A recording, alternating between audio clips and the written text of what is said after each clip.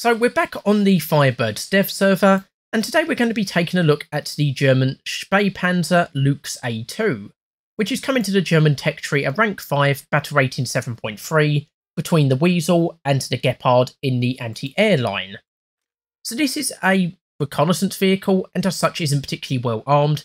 You've got a light caliber machine gun on the roof here, and a 20mm cannon as the main armament.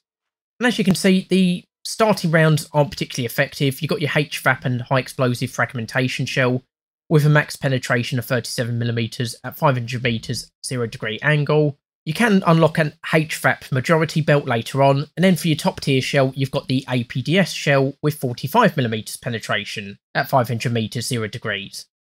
So not very effective against the front of enemy tanks, but against the flanks and rear of enemy tanks you should have some success.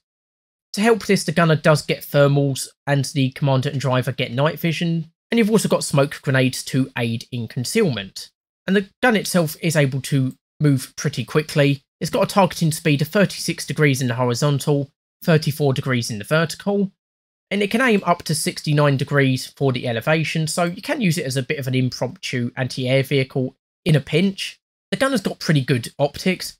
It's got 4x to 12x zoom, while the commander has 2x to 6x zoom, and you can see you have got a little bit of internal armour here. I mean, the armour of the vehicle isn't exactly great.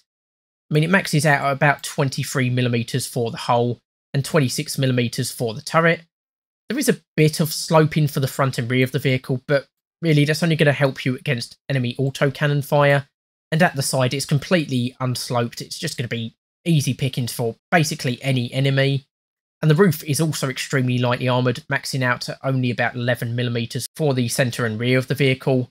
So enemy aircraft are definitely going to be able to tear this thing apart very easily. The mobility, on the other hand, is pretty good. It's got a top speed of 56 miles per hour in reverse and going forward on 4 gears.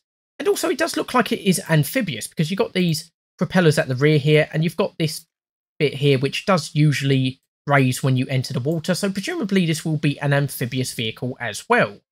And as you can see, we've got a crew of 4. So you've got a driver at the front, a commander and gunner in the turret, and then you've got this rear driver at the back here, who can also drive the vehicle. So if you lose your front driver, in theory they should be able to take over and get the vehicle away from any enemies.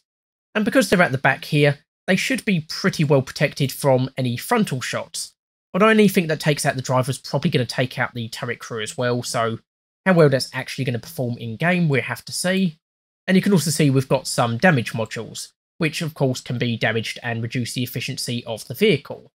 And then lastly we have got a whole bunch of camouflages that can be applied. And so that is the Spähpanzer Lux A2, and I'm glad to see this vehicle finally added to the German tech tree. I did suggest it quite a while back in a vehicle looking at potential German scouting vehicles, and of course this is technically classed as a light tank, so even though it's in the anti-air lineup, it will presumably have scouting abilities. So yeah, like I say, it's very good that this has finally been added to the German tech tree. Anyway, this is the Spähpanzer Lux A2. Hopefully you've enjoyed this video. I've been Tyranno, and I'll see you next time.